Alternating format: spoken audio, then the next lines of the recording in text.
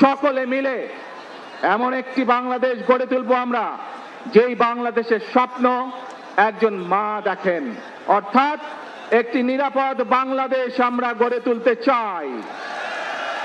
যে বাংলাদেশে একজন নারী, একজন পুরুষ, একজন শিশু যেই হোক না কেন নিরাপদে ঘর থেকে বের হলে নিরাপদে ইনশাআল্লাহ ঘরে আবার ফিরে আসতে পারে। প্রিয় ভাই বোনেরা,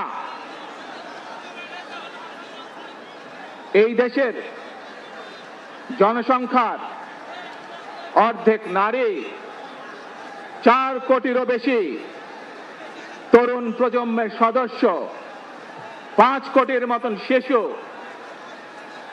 40 লক্ষের মতন প্রতিবন্ধী মানুষ রয়েছেন,